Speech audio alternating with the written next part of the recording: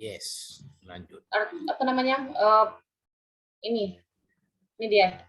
Pengembangan model media audio pendidikan. Ya.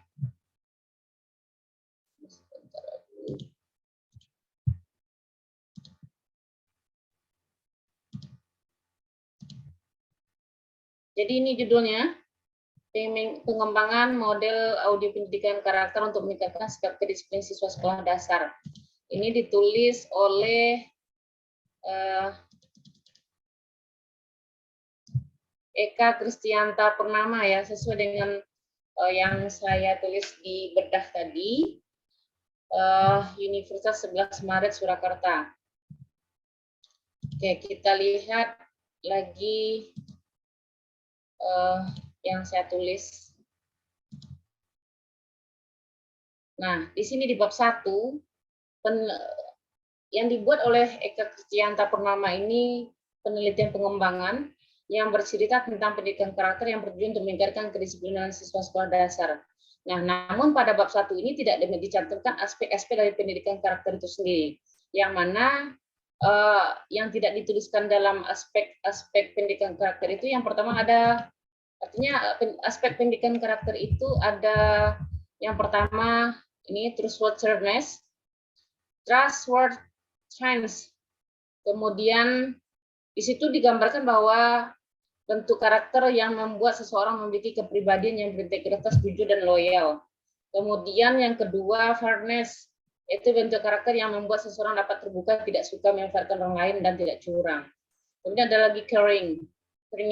Caring ini adalah bentuk karakter yang membuat seseorang memiliki sikap peduli, perhatian terhadap lingkungan sekitarnya. Kemudian yang keempat ada respect, bentuk karakter orang mampu menghargai dan menghormati orang lain. Kemudian yang kelima, citizenship, itu bentuk karakter yang membuat seseorang sadar hukum dan peraturan, serta perhatian terhadap lingkungan alamnya. Kemudian yang keenam, ada responsibility, bentuk karakter yang membuat seseorang dapat bertanggung jawab, disiplin, dan melakukan yang terbaik. Nah, ini yang tidak dicantumkan di dalam disertasi yang ditulis oleh Kristianta tadi. Nah, dari beberapa aspek pendidikan karakter di atas, ada lagi yang dirinci. Yang pertama, ada 3. Yang pertama itu adalah aspek moralitas, kemudian ada aspek religiositas, kemudian yang ketiganya adalah aspek psikologi. Rasanya ini sudah saya kirim juga, kalau nggak salah tadi di apa ya, di grup tadi. Coba kita cek, ini sudah saya kirim di grup, bisa dilihat di grup. Cuman yang belum bisa dikirim itu proposal saya. Mungkin apanya juga bisa saya share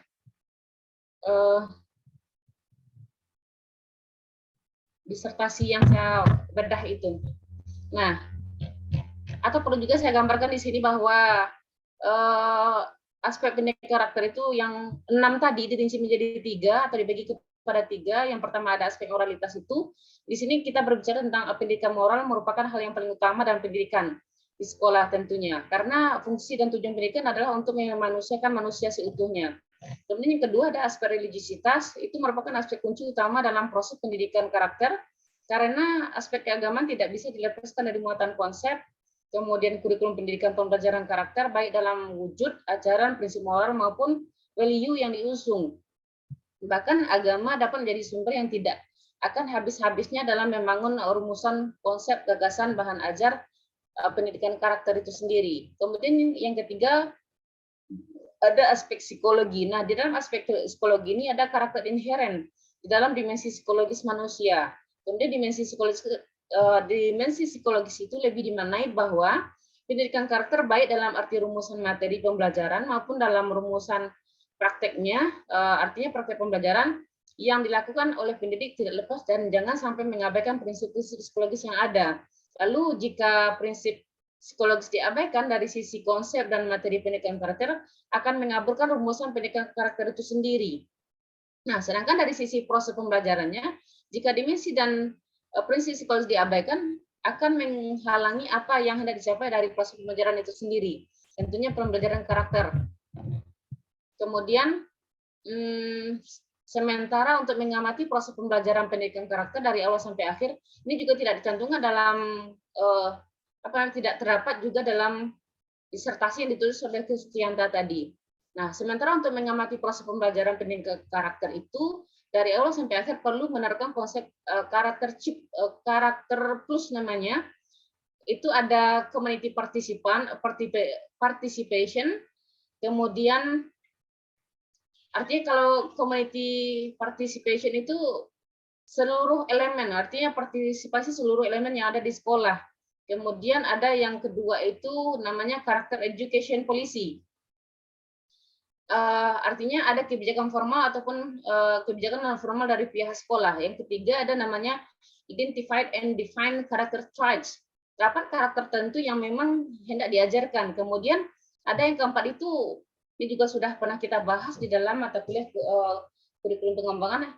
Ada namanya integrated curriculum. Nah, di sini kurikulum yang terintegrasi di dalam kajian-kajian pendidikan karakter itu sendiri. Kemudian yang kelima, dia ada sekitar 10 semuanya.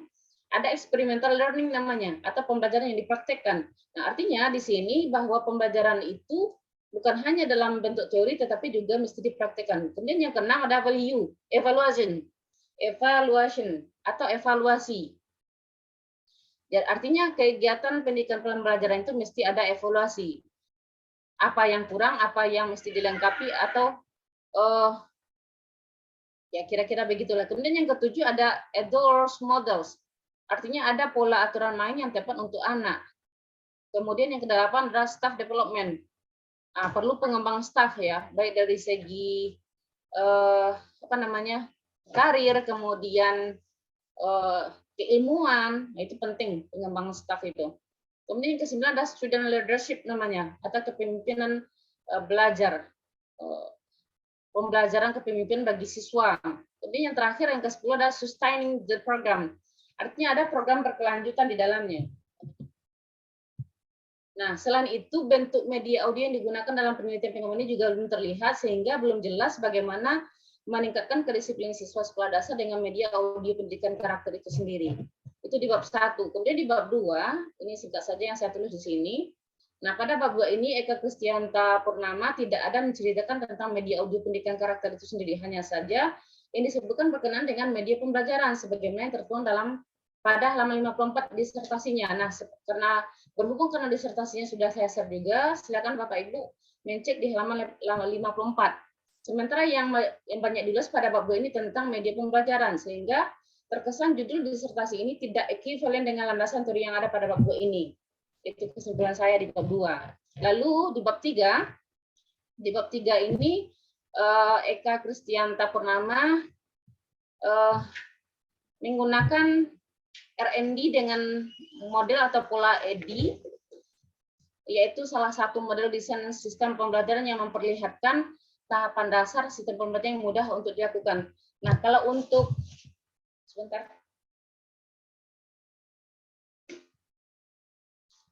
ketika untuk pola EDI yang digunakan, menurut analisa saya itu sudah cukup jelas karena di dalam pola EDI itu penulis Eka Kristianta itu sudah artinya sudah menjelaskan dari model EDI itu sendiri, baik dari segi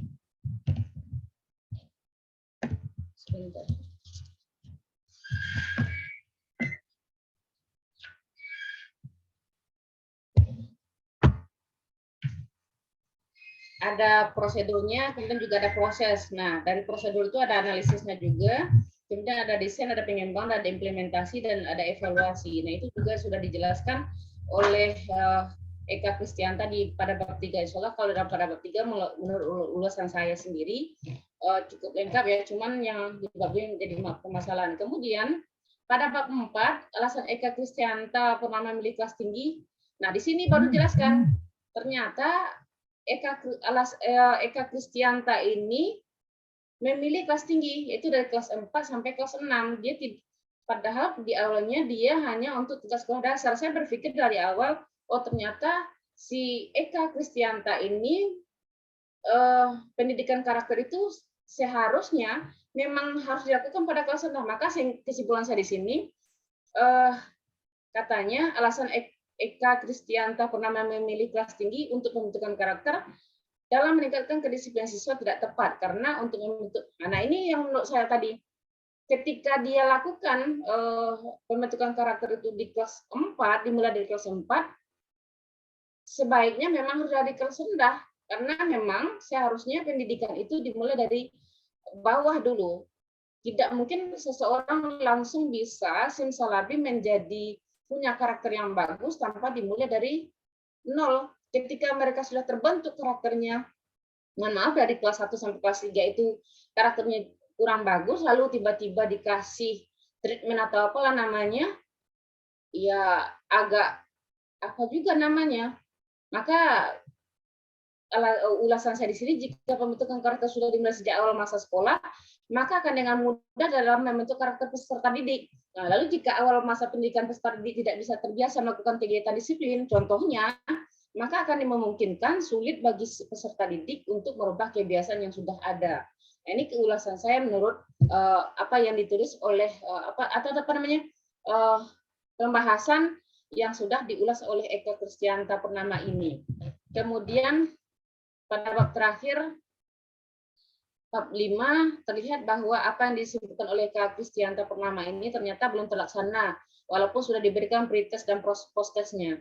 Walaupun terjadi perubahan secara signifikan, tetapi ini belum bisa dikatakan efektif dalam meningkatkan kedisiplinan siswa melalui pendidikan karakter. Kenapa? Tentu pertanyaannya kenapa? Karena seperti yang saya sampaikan di bab 4 tadi, ketika pendidikan karakter itu dimulai pada anak usia katakanlah kelas 4 atau kelas tinggi, dimulai kelas tinggi, sementara dia tidak punya dasar, mustahil pendidikan karakter itu akan terbentuk. Nah, demikian saja ulasan saya berkaitan dengan disertasi yang dibuat oleh si Eka Kristianta. Kemudian di daftar kepustakaan terlihat dari daftar bacaan ternyata ini masih menggunakan referensi dari blog. Nah, menurut saya, ya, menurut aturan yang betul itu untuk level disertasi dari mengambil referensi dari blog. Jika teori maka diambil dari buku yang memang pakar dalam membahas tema yang dikembangkan. Sedangkan untuk referensi pendukung sebaiknya gunakan artikel yang diterbitkan secara nasional atau bahkan mungkin internasional karena kita levelnya disertasi. Dan output dari disertasi itu menurut saya adalah jurnal internasional nantinya. Maka perlu yang namanya referensi itu kalau teori dasarnya atau katakanlah grand teorinya memang kita mengambil dari buku. Contoh aspek religius umpamanya itu dari Gildenstern umpamanya. Dari situ kita ambil. Kemudian untuk pendukungnya kita gunakan artikel. Apakah artikel itu terbit secara nasional, Sinta 1 sampai 6 atau yang terbit di internasional, apakah dia terindeks di Scopus ataupun tidak. Bisa saja dari kuartal 1 sampai juga kuartal 6. Nah, dalam membuat referensi juga tidak menggunakan manajemen referensi. Ini terlihat dalam disertasi ini dalam menuliskan nama penulis yang dikutip. Nah, itu kesimpulan saya berkaitan yang ditulis disertasi yang ditulis oleh Eka Kristianta. Karena disertasi ini ditulis pada tahun 2014, menurut saya pada waktu itu manajemen referensi juga sudah ada, Mendeley dan Zoetero. Jadi sebaiknya memang untuk level disertasi menggunakan manajemen referensi supaya tertata dengan bagus. Kemudian untuk referensi juga seperti itu. Baik, terima kasih Bapak Ibu. Itu ulasan saya berkaitan dengan disertasi yang ditulis oleh Eka Kristianta Purnama tadi. Mohon maaf Bu Nana, apa kita lanjutkan dengan atau kita bahas ini dulu atau kita lanjutkan dengan proposal disertasi mini saya yang mau ditampilkan karena juga membahas R&D di sini.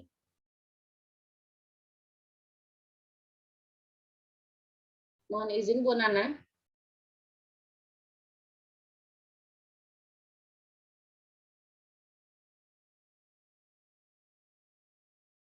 Bapak Ibu semuanya. Ibu Nana sedang di atas auto tadi, mungkin sedang apa, ada sinyalnya sedang tak apa mungkin. Ditunggu selah. Oke. Ini apa yang bisa kita lakukan Bapak Ibu semuanya?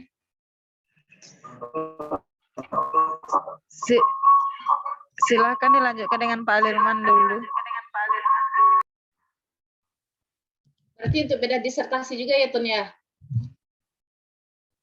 Iya, sebagusnya kan beda disertasi kita fokuskan di situ gitu boleh. Nah, jadi nanti baru di proposal mini supaya kita lebih terarah dan paham. Itu menurut usulan sih.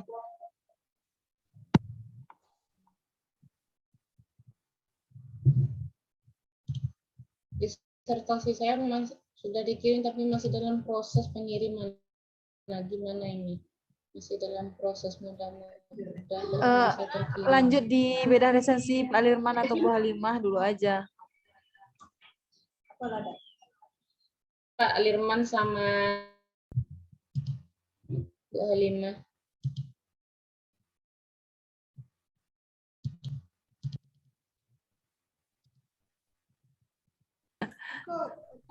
Punya Pak Lirman sedang berputar-putar, mungkin gangguan apa internetnya yang di kantor. Iya. Iya. Gangguan internet. Iya, memang lama prosesnya berputar-putar. Ya, berputar, pemain itu musing-musing.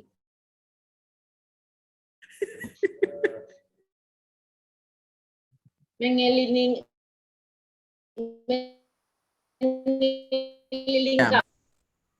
Akan S1 dulu. Selesaikan.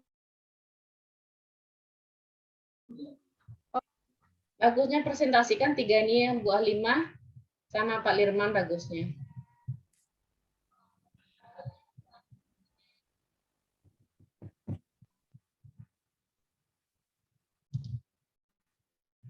Jaringan ngadet pula nih ya.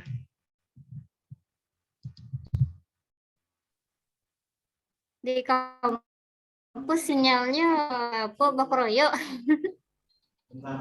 Mutar-mutarnya. Ya, payah masuk jadinya.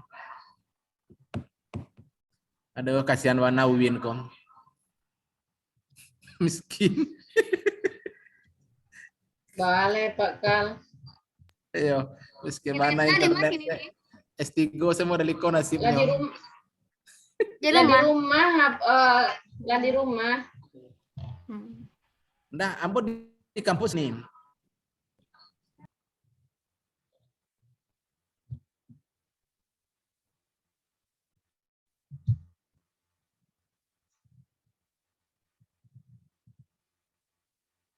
Empok lima apa coba aja lah buka.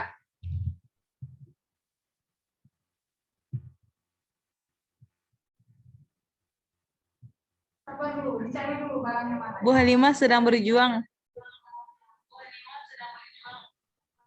Semangat.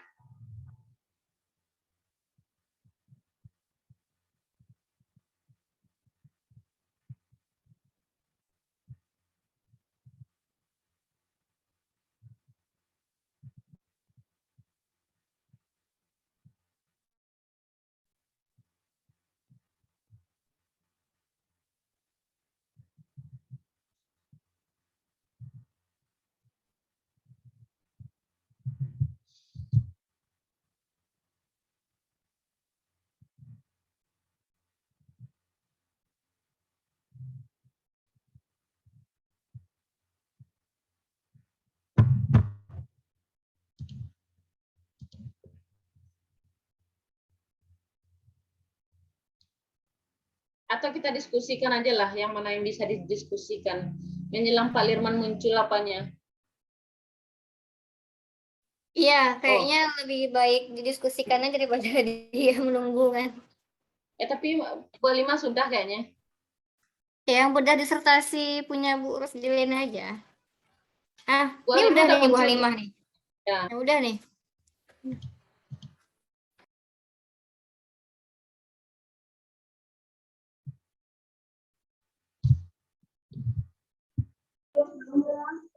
Nah. Oke.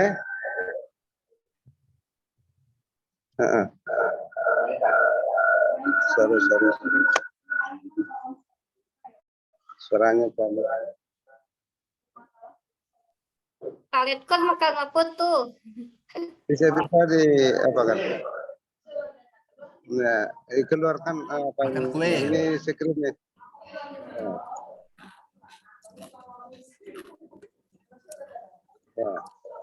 Lama napi. Ya, dilanjutkan sama Pak Aliman dulu ya. Sharin dulu ya. Oh, belum bisa lagi, Pak. Oh, 5 aja lah dulu. Empok 5. Tempo lah. Ya, baik.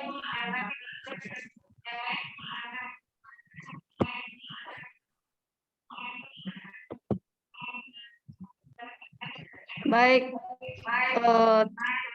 Bapak Ibu sekalian, saya mencoba mempresentasikan beda disertasi saya. Sebelumnya kata-kata penghormatan. Gimana?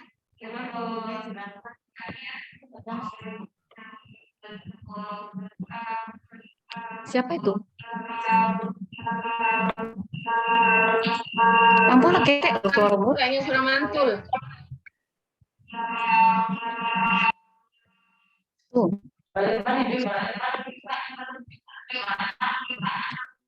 Baik, Bapak Ibu sekalian, speaker Abu udah kosong, udah dinolkan.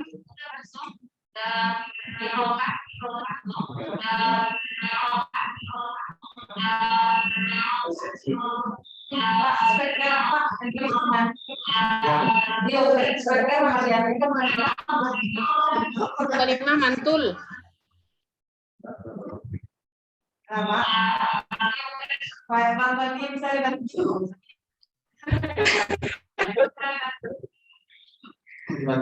Dibantu dalam dua. Baik, Bapak Ibu mungkin bisa didengar ya. Dentet ya. Bisa Bu Tina.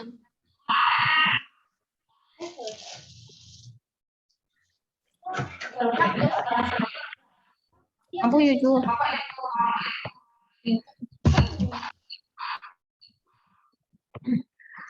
Baik, untuk bedah disertasi saya memakai judul disertasi dari Bapak Ardisal NIM 88314244 dengan judul disertasi pelaksanaan pembelajaran Taman Pendidikan Al-Quran, Masjid Raya Ulum, Masjid Raya Al-Munawwarah, dan Masjid Akbar Baitur Rahman di Kabupaten Pesisir Selatan. Ada yang sama?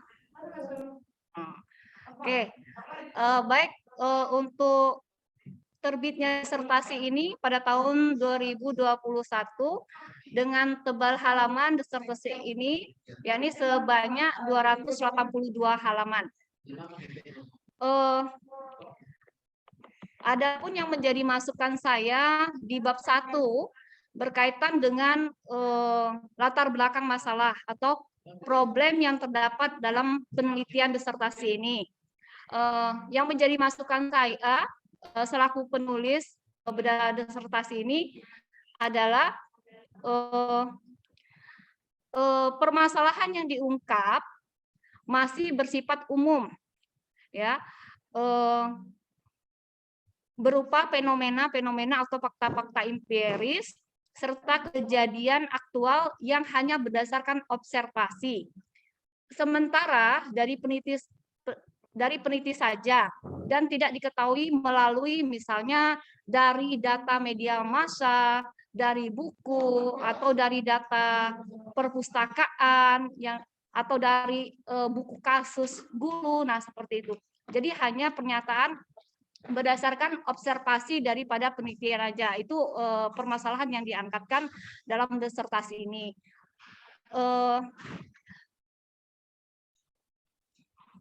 Hendaknya permasalahan itu harus bersifat spesifik berupa temuan sementara di lokasi penelitian atau hasil penjajakan lapangan yang dibuktikan dengan hasil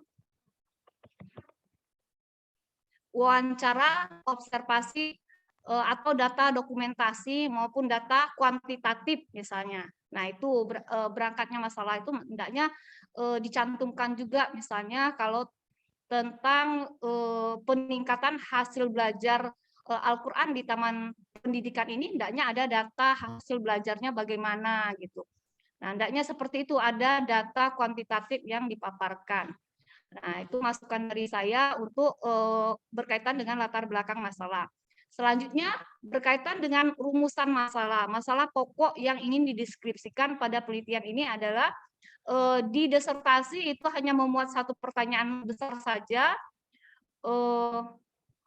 sebagaimana yang sudah saya paparkan di beda disertasi saya ini, bahwasanya hanya berupa satu pertanyaan saja, yakni bagaimana pelaksanaan pembelajaran Taman Pendidikan Al-Quran, Masjid Raya Nurul Ulum, Masjid Al-Munawwaroh, dan Masjid Akbar Baitur Rahman di Kabupaten Pesisir Selatan. Nah, jadi rumusan masalahnya hanya dibuat di dalam disertasi ini hanya satu pertanyaan besar saja. Nah, masukan dari penulis berkaitan dengan rumusan masalah ini, hendaknya rumusan masalah merupakan upaya untuk menyatakan secara tegas dan jelas permasalahan yang ingin diteliti, sehingga mudah diketahui ruang lingkup masalah dan arah penelitian yang akan dilakukan. Rumusan masalah itu dapat diajukan dalam bentuk beberapa daftar pertanyaan yang hendaknya sesuai dengan tujuan daripada penelitian. Nah, untuk yang nomor 3 sudah saya paparkan, sebenarnya rumusan masalah itu harus seiringan. Ketika di rumusan masalah itu ada satu pertanyaan besar, hendaknya di tujuan penelitian itu hanya satu juga, akan tapi di disertasi ini saya melihat rumusan masalahnya satu pertanyaan, akan tapi tujuan daripada penelitian disertasi ini ada 3 poin. Nah, ini kalau menurut saya tidak terjadi kesinkronan. Nah, baiknya ini sinkron. Kalau di rumusan ada 3 pertanyaan, sebaiknya di tujuan juga ada 3 pertanyaan. Nah, ini sebagaimana yang mungkin kawan-kawan bisa lihat yang sudah saya tulis ini. Selanjutnya untuk bab 3, bab 2, saya bab 2 ya, masukan penulis terhadap teori adalah bahwa dalam definisi teori peneliti itu sudah sesuai yang penulis lihat, sudah sesuai dengan ketentuan dalam menulis karya penelitian. Karena secara umum teori yang didefinisikan sebagai perangkat konsep, asumsi, dan generalisasi itu sudah digunakan untuk memperjelaskan suatu gejala atau fenomena tertentu. Ya. Jadi untuk bab 2 mengenai kajian teori ini menurut saya itu sudah sesuai dengan ketentuan. Selanjutnya untuk penelitian relevan. Nah, untuk penelitian relevan ini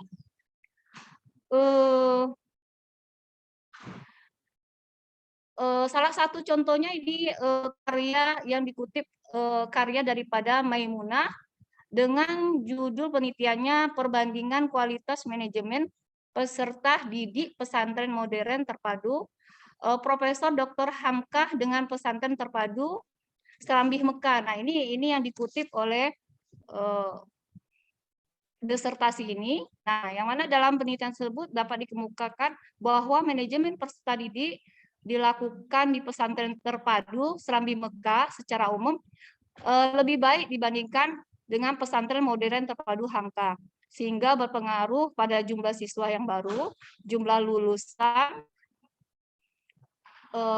pengakuan pihak luar, motivasi siswa dalam belajar, disiplin tenaga kependidikan, pemanfaat sumber daya, pemanfaat tenaga, dan pemanfaatan waktu di kedua pesantren. Manajemen peserta didik di pesantren terpadu Serambi Mekah lebih tinggi dibandingkan pesantren modern terpadu Hamkah. Nah, berkaitan dengan ini yang menjadi masukan daripada penulis adalah untuk penelitian yang relevan yang ditulis oleh Maimunah ini perlu ditambahkan juga hendaknya di dalam penulisan disertasi itu adalah nama peneliti ditambah juga dengan tahun dan judul, ya, Kalau di disertasi itu hanya nama saja, tidak ada tahun dan judul. Nah, terus untuk metodenya dan hasil penelitiannya hendaknya juga perlu dicantumkan. Itu masukan daripada penulis berkaitan dengan poin penelitian relevan ini. Nah, selanjutnya untuk di bab 3 berkaitan dengan jenis penelitian dan pendekatan penelitian. Nah, kalau saya lihat di dalam disertasi yang saya kutip ini, bahwasanya pendekatan dan jenis penelitiannya di sini hanya ada pendekatan penelitian saja. Jenisnya jenis lapangan, ya, dengan pendekatan kualitatif. Nah, jadi masukan penulis di poin jenis dan pendekatan penelitian ini adalah perlu menjelaskan bahwasanya pendekatan yang digunakan misalnya adalah kualitatif, itu hendaknya menyertakan juga alasan-alasan singkat mengapa pendekatan ini digunakan. Nah, peneliti juga perlu mengemukakan jenis penelitian yang digunakan. Apakah jenis penelitiannya itu etnografis, studi kasus, fenomenologi, atau game teori, interaktif, dan partisipatoris. Nah, seperti itu. Selanjutnya di poin sumber data dalam penelitian ini, nah, ini dipaparkan bahwasanya sumber data adalah guru TPA dan anak TPA, pengurus masjid dan orang tua anak. Nah, berkaitan dengan poin sumber data ini, bahwasanya sumber data itu hendaknya dipaparkan terlebih dahulu, bahwasanya sumber data itu terbagi menjadi dua, ada data primer dan data sekunder, serta menyebutkan dari mana data tersebut yang akan diambil, mana yang data primernya, mana data sekundernya. Nah, hendaknya seperti itu. Selanjutnya, penelitian kualitatif menghendaki adanya kejelasan dan kepastian informan, sehingga seluruh data yang akan digunakan dapat dipertanggungjawabkan.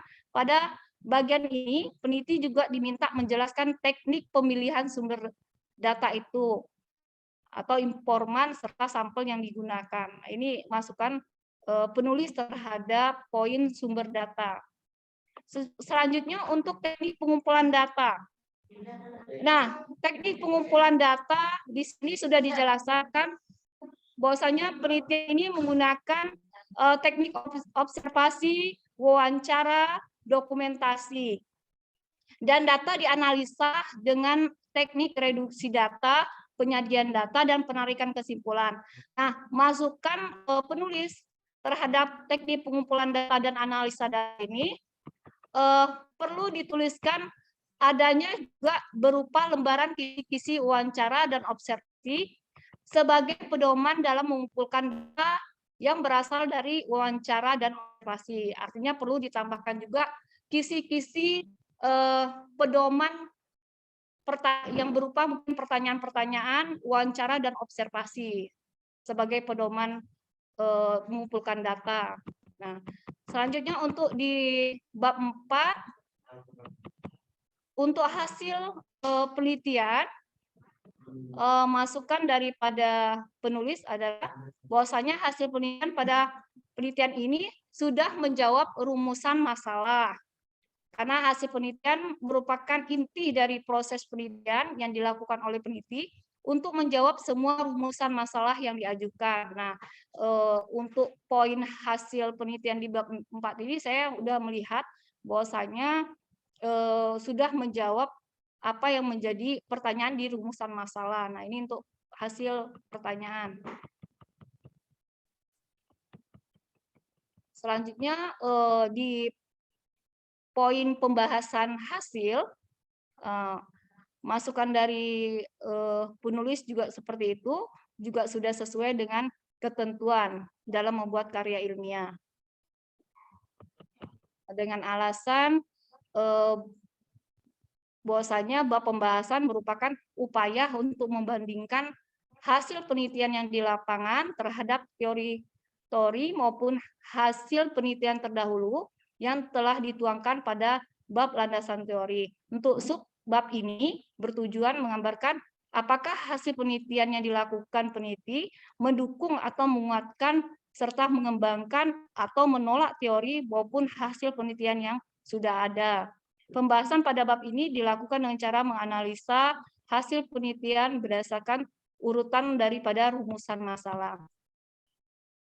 Untuk bab 5, ya ini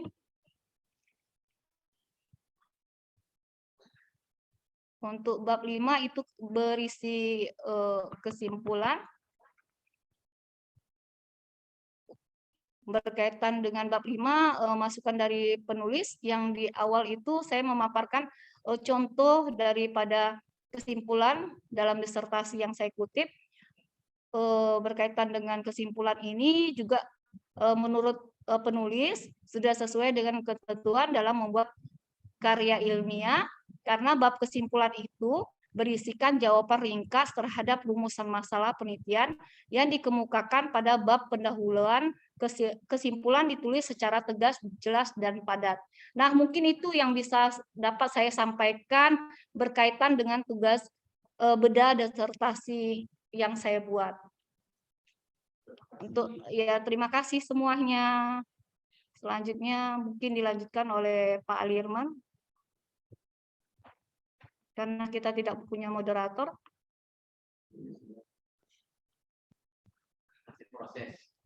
Oh, Pak Alirman sedang proses. Saya stop share dulu.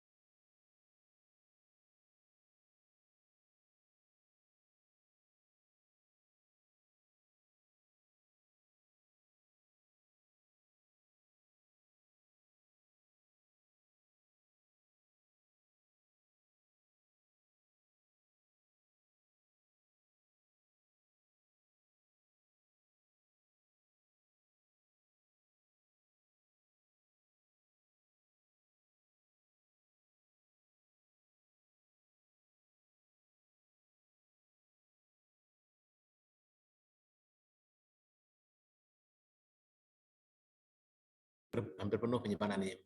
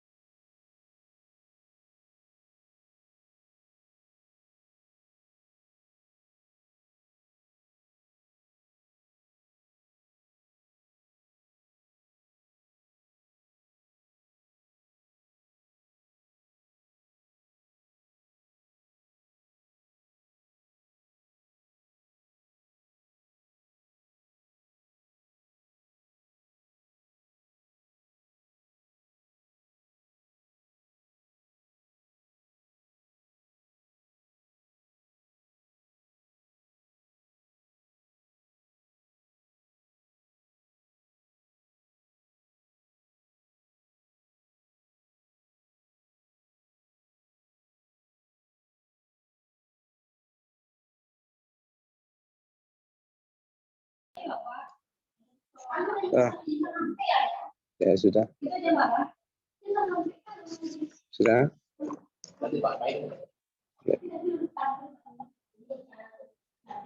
Baiklah rekan-rekan, saya juga akan menyampaikan resensi disertasi yang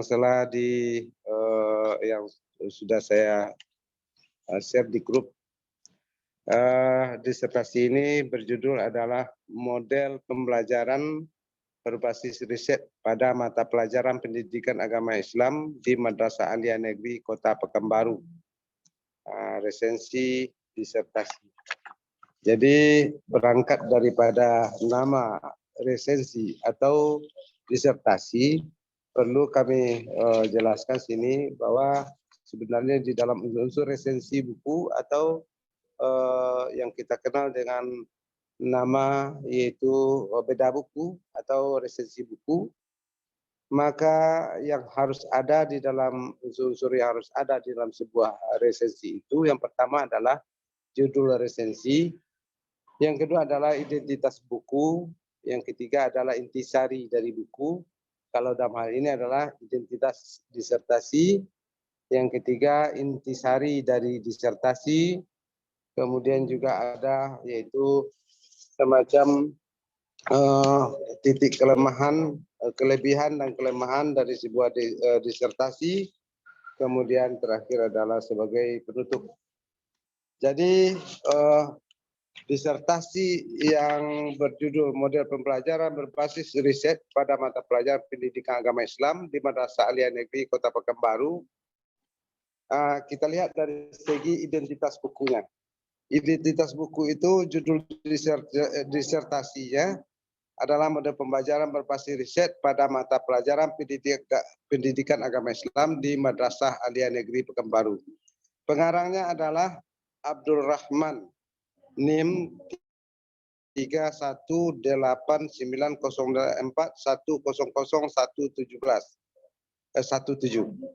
Penerbitnya adalah Pasca Sarjana UIN Sultan Syarif Kasim Riau. Tempat terbitnya Pekanbaru, tahun terbitnya 1442 atau tahun 2020 Masehi. Tebal disertasi yang tercantum di sini adalah sebanyak 259 halaman. Genrenya adalah non-fiksi. Genre itu adalah ciri-ciri khasnya, termasuk fiksi atau termasuk non-fiksi. Jadi genrenya adalah non-fiksi karya ilmiah atau kita kenal dengan karya ilmiah. Kemudian nomor B-nya saya juga mengungkapkan yaitu sinopsis. Sinopsis dari disertasi yang ada ini. Jadi dalam sinopsis ini saya kemukakan model pembelajaran memiliki peran yang sangat penting dalam sebuah lembaga pendidikan. Sehingga dapat dipastikan bahwa setiap guru memiliki model pengembangan pembelajaran yang berbeda-beda.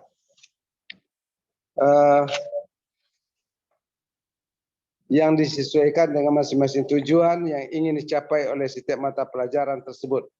Penerapan model pembelajaran yang bervariatif dengan tujuan agar peserta didik tidak merasa bosan, tumbuhnya motivasi yang tinggi, dan akhirnya berpengaruh terhadap hasil belajar. Disertasi ini membahas tentang penerapan model pembelajaran berbasis riset dengan rumusan masalahnya. Satu, bagaimana proses pengembangan model pembelajaran berbasis riset pada mata pelajaran PAI di MAN Kota Pekanbaru. Yang kedua, bagaimana tingkat kevalidan model pembelajaran berbasis riset pada mata pelajaran PAI di MAN Kota Pekanbaru. Yang ketiga, bagaimana efektivitas model pembelajaran berbasis riset pada mata pelajaran PAI di MAN Kota Pekanbaru. Disertasi ini sangat penting karena melalui metode riset and development atau R&D dapat menganalisis, menguji tingkat kevalidan model serta menguji efektivitas model pembelajaran berbasis riset pada mata pelajaran PAI di MAN Kota Pekanbaru. Disertasi ini adalah diajukan guna untuk melengkapi tugas-tugas memperoleh gelar doktor program studi pendidikan agama Islam pasca sarjana Universitas Islam Negeri Sultan Syarif Kasim Riau tahun 1442 Hijriah 2020 Masehi. Ini gambaran sinopsis atau gambaran daripada isi buku atau isi dari disertasi. Kemudian bagian C-nya saya membahas yaitu intisari disertasi atau isi resensi. Disertasi ini terdiri dari 5 bab. Bab 1 pendahuluan berisi latar belakang masalah, penegasan istilah, permasalahan. Permasalahannya itu adalah identifikasi masalah, batasan masalah, rumus masalah. Tujuan penelitian dan manfaat penelitian. Bab 2-nya landasan teoritis, berisi model-model pembelajaran berbasis riset, pembelajaran pendidikan agama Islam, dasar pendidikan agama Islam, tujuan pendidikan agama Islam, metode pendidikan agama Islam, materi pendidikan agama Islam. Penelitian terdahulu yang relevan, ini termasuk pada bab 2. Bab 3-nya metodologi penelitian. Yang dibahas di sini adalah jenis penelitian, prosedur pengembangan model, sumber data penelitian, teknik pengumpulan data, teknik analisis data. Bab 4-nya berisi penyajian hasil penelitian pembahasan. Jadi dari proses pengembangan model pembelajaran berbasis riset pada mata pelajaran pendidikan agama Islam di Madrasah Aliyah Negeri Kota Pekanbaru. Tingkat kevalidan model pembelajaran berbasis riset pada mata pelajaran pendidikan agama Islam di Madrasah Aliyah Negeri Kota Pekanbaru. Efektivitas model pembelajaran berbasis riset pada mata pelajaran pendidikan agama Islam di Madrasah Aliyah Negeri Kota Pekanbaru. Bab 5-nya adalah penutup, terdiri dari simpulan dan saran. Disertasi yang berjudul Model Pembelajaran Berbasis Riset pada Mata Pelajaran Pendidikan Agama Islam di Madrasah Aliyah Negeri Kota Pekanbaru akan penulis sajikan analisisnya sebagai berikut. Yang pertama yang dianalisis adalah masalah latar belakang masalah. Dalam latar belakang masalah, masalah yang disajikan dalam disertasi ini adalah kurangnya motivasi belajar siswa dan pembelajaran pendidikan agama Islam baik. Masalah yang ditemukan dalam penelitiannya atau desain adalah satu, model pembelajaran PAI yang selama ini tidak menumbuhkan motivasi belajar bagi siswa. Yang kedua, eksistensi guru dalam pembelajaran belum berfungsi sebagai fasilitator pembelajaran. Tiga, model pembelajaran selama ini kurang terjadi interaktif dan interaktif. Parameternya adalah landasan hukum atau dasolen dari landasan yuridis dan filosofis. Landasan yuridisnya adalah firman Allah Subhanahu wa taala surah Ar-Ra'd ayat 11. Sungguhnya Allah tidak merubah nasib suatu kaum sebelum kaum itu sendiri merubah apa yang ada pada dirinya. Serta Permendikbud nomor 65 tahun 2013 tentang standar proses pendidikan dasar dan menengah. Berangkat dari kurang motivasi siswa dalam pembelajaran PAI menjadi pertanyaan bagi penulis. Apakah dengan menggunakan model pembelajaran berbasis riset dapat meningkatkan model motivasi belajar siswa? Ditinjau dari langkah-langkah pembelajaran atau sintak, pengujian kevalitan model, serta pengujian efektivitas penggunaan model tersebut.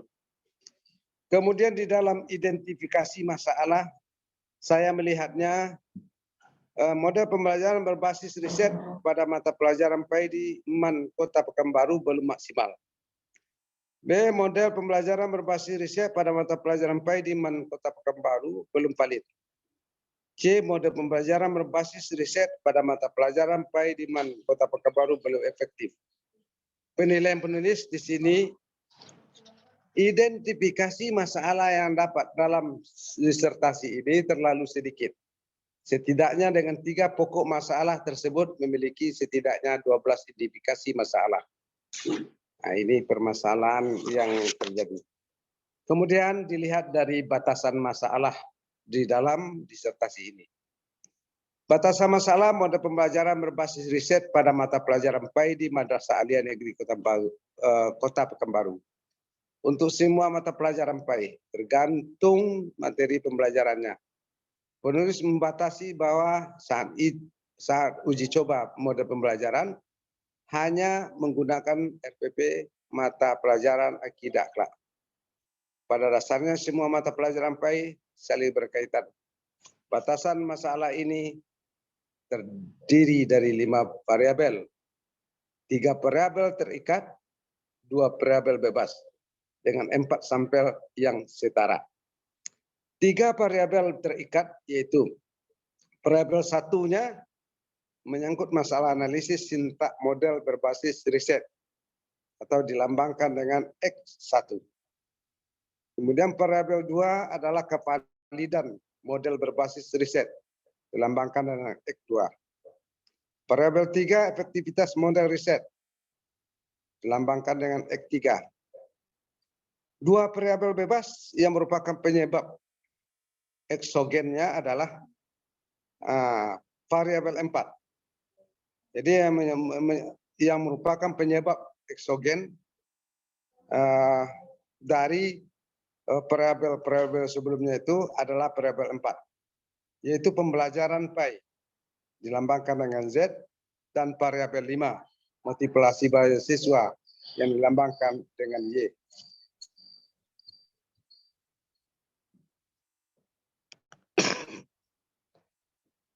Kemudian dilihat dari rumusan masalahnya.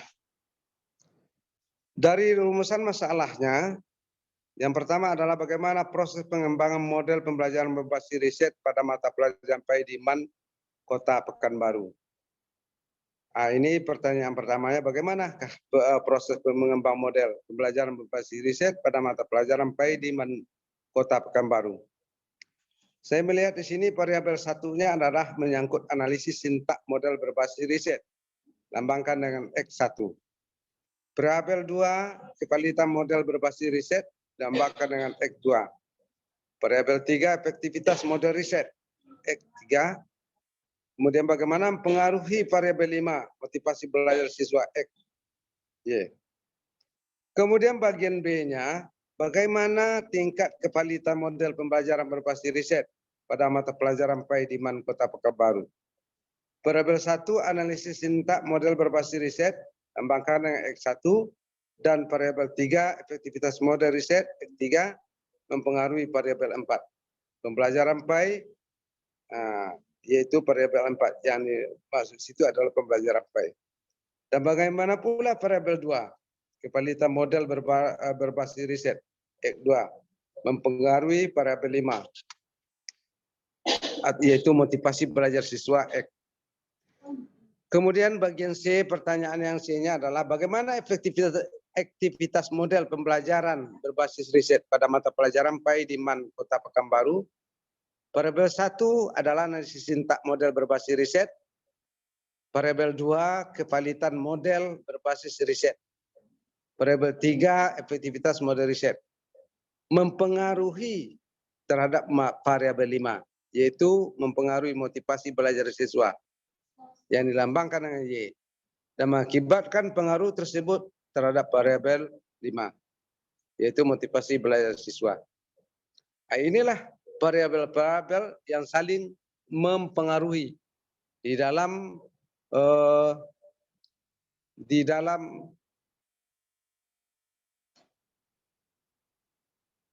disertasi yang dikemukakan tadi. Kemudian dilihat dari kajian teorinya. Kajian teori atau landasan teori adalah serangkaian definisi konsep dan juga perspektif tentang sebuah hasil yang tersusun secara rapi. Dengan demikian kajian teori disertasi ini terdiri dari model pembelajaran berbasis riset, pengertian model pembelajaran berbasis riset, 3 macam-macam model pembelajaran berbasis riset. Ini dibagi lagi dalam bentuk model problem based learning. Kemudian model pembelajaran inquiry, kemudian model pembelajaran discovery, model pembelajaran problem solving, model pembelajaran active learning, model pembelajaran contextual teaching and learning, kemudian model pembelajaran cooperative learning. Kemudian bagian B-nya adalah pembelajaran pendidikan agama Islam. Bagian C, pengertian pendidikan agama Islam. Bagian D, dasar pendidikan agama Islam. Bagian E, tujuan pendidikan agama Islam. F, metode pendidikan agama Islam. G, materi pendidikan agama Islam. H, penelitian terdahulu yang relevan. Analisis terhadap kajian teori tersebut seharusnya menurut variabel-variabel yang diteliti, yaitu tentang kajian pembelajaran PAI, kajian tentang motivasi belajar siswa terhadap pelajaran PAI, 3 analisis tentang sintak model berbasis riset, 4 kajian tentang kevalitan model berbasis riset terhadap pembelajaran agama.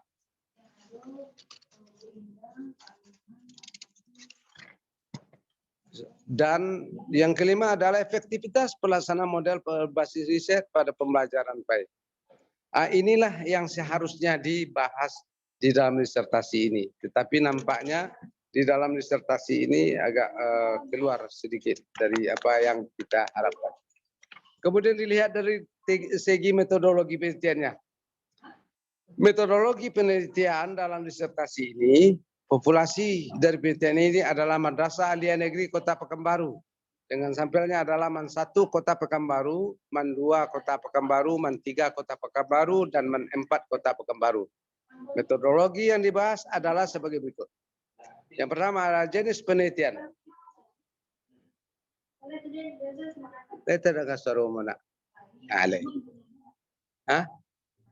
Dia salah, pokoknya mau membaca. Ya, persingkat. Itu jenis penelitian.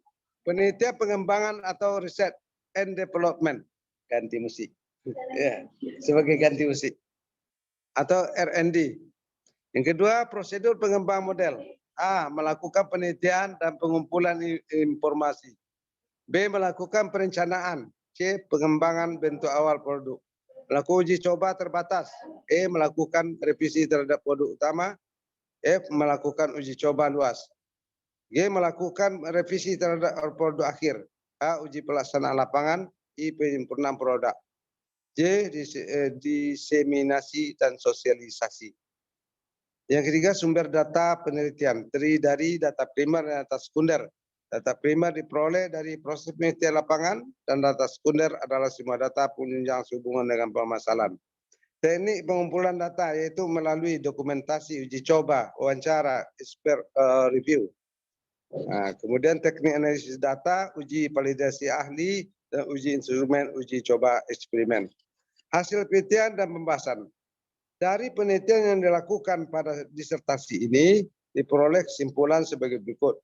Itu prosedur model pembelajaran memberhasil riset pada mata pelajaran PAI di Madrasah Aliyah Negeri Kota Pekanbaru yang diadaptasi dari tahapan-tahapan pengembangan yang dilakukan oleh Brogel dan pembatasannya Brogel menyatakan bahwa dimukakan untuk membatasi penelitian dalam skala kecil termasuk membatasi cara penelitian. Penerapan tahapan pengembangan yang mestinya dilakukan di lapangan akan dilaksanakan dengan secara diskusi. Hal ini dikarenakan keterbatasan dari peneliti mengingat dengan adanya pandemi COVID-19. Dua, tingkat kepalitan pengembangan model pembelajaran berbasis riset pada mata pelajaran PAI di MAN Kota Pekanbaru sebelum pengembangan yang digunakan selama ini model pembelajaran inquiry, discovery, learning, dan lain sebagainya.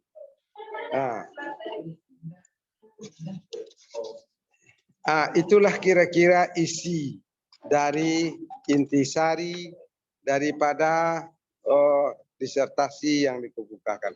Kemudian bagian D, kelebihan dan kekurangan disertasi. Kelebihannya disertasi ini adalah dapat menyajikan data yang konkret, sehingga dapat menemukan model pembelajaran yang produktif dalam pembelajaran pendidikan agama Islam di Madrasah Aliyah Negeri Kota Pekanbaru. Kekurangan disertasi ini dari awal sampai akhir terlihat kurang konsisten dan terkesan belum terlihat hubungan antara variabel yang ditawarkan. Kemudian penggunaan metodologi masih belum sempurna. Pulanya dengan demikian demikianlah resensi disertasi ini perlu disampaikan dengan harapan kritik terhadap disertasi ini menjadi barometer buat kesempurnaan di masa yang akan datang. Mungkin kekurangan yang perlu ditemukan disebabkan oleh kelemahan dan kedangkalan pengetahuan penulis sendiri. Akhirnya penulis mengucapkan ribuan maaf atas segala keliruan ini, berterima kasih atas segala perhatiannya. Wassalam dari penulis. Wassalamualaikum warahmatullahi wabarakatuh.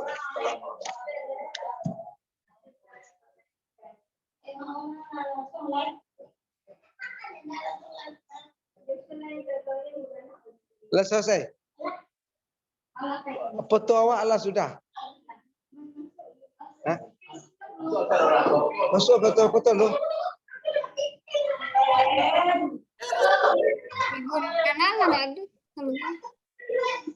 Kita foto dulu Bapak Ibu untuk absen. Bu Nana sudah keluar dari Zoom, nggak ada di Zoom. Kita foto untuk absen.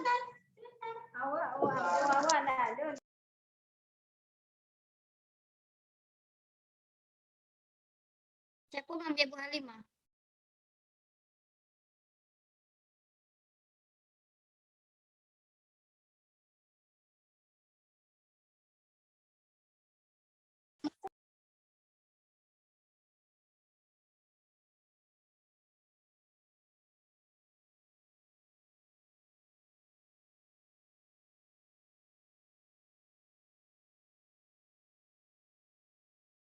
Muncul semuanya. Oke. Masa yuk ah. Ini laptop tuh. Ibu dosen nak dulu. Iya, lu nampak nah.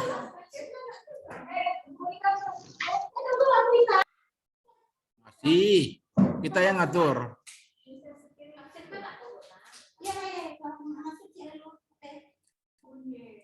Dia banyak anak.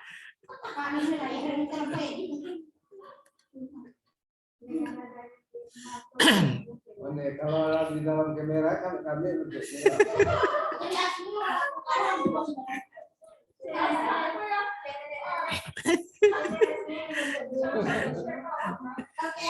Oke. 6 belum nampak le? Mana? Nah, alun ada. 6 masih alun nampak.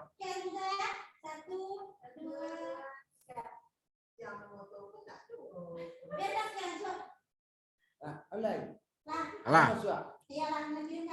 Ya, kirim kedua dulu, cek dulu. Satunya kirim kedua ada foto.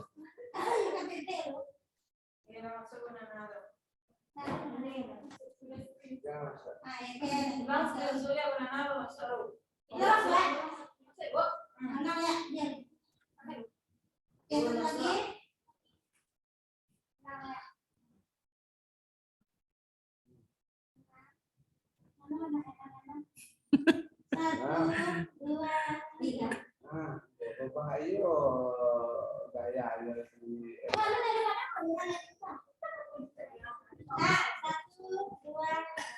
bagian dengan lo tak coba foto. Gimana kan? Bang. Bagian dengan foto. Ah, mantap. Nah.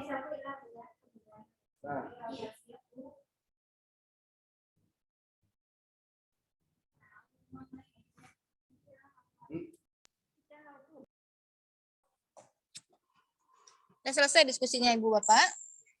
Sudah, Ibu. Semua sudah mempresentasikan disertasinya. Oke. Sudah baik Bapak Ibu, sekali lagi saya mohon maaf. Ini sedang ada acara juga. Baik, tadi saya kurang begitu menyimak, tapi nanti akan saya bahas setelah Bapak Ibu mengirim, baik di grup WA ini atau di Google Classroom. Nanti saya akan komentari secara tertulis isi dan saya akan beri masukan isi dari masing-masing tugas bedah disertasi ataupun dari tugas-tugas yang telah Bapak Ibu berikan. Dan insya Allah minggu depan itu nanti kita bisa usahakan kita di kelas dan saya akan ulas lagi yang sudah tampil hari ini. Dan berarti tadi udah berapa orang yang tampil Ibu? 3 orang, Ibu. 3, Bu. 3 orang. Berarti minggu depan bisa 2 atau 3 orang lagi. 2 orang lah biar nanti saya punya waktu lebih untuk mengomentari yang hari ini dan yang besok ya. Jadi silakan presentasikan isi bedah disertasi Bapak Ibu. Kemudian tugas mini risetnya. Nanti diberi masukan tentang tugas mini risetnya juga. Dan hari ini saya tidak bisa berlama-lama karena juga sedang ada acara di sini. Dan ya minggu depan lah kita lanjutkannya. Jadi minggu depan kita usahakan bisa di kelas. Minggu depan itu tanggal berapa itu? Sekarang tanggal 20, 27. Ya mudah-mudahan tidak ada agenda lain. Karena sejak habis lebaran ini tidak dihenti agendanya Ibu Bapak. Nggak bisa juga di-cover gitu. Ya mudah-mudahan ya untuk hari Jumat ini bisa saya kosongkan. Ini di luar rencana ini. Ya, minggu depannya nanti saya ulas ya Ibu Bapak. Persiapkan bagi yang belum tampil, tolong dipersiapkan dan kirim di WA biar temannya lebih cepat bisa membaca dan memberi masukan nanti. Oke, kita cukupkan dulu. Banyak maaf. Assalamualaikum warahmatullahi wabarakatuh. Waalaikumsalam warahmatullahi wabarakatuh. Ibu. Ya, sama-sama Ibu.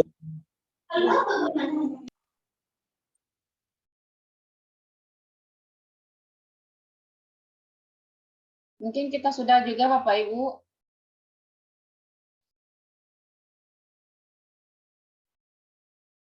Perkuliahan kita hari ini. Gimana? Foto lagi foto. Alah sudah foto Mampok Lime. Iya, disuruh foto lagi. Foto close up. Muncul. Ah, itu. Nah, Erna?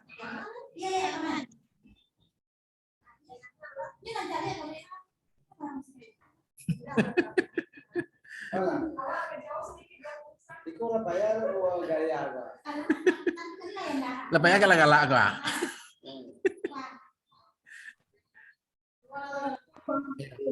Oh, makan bakso.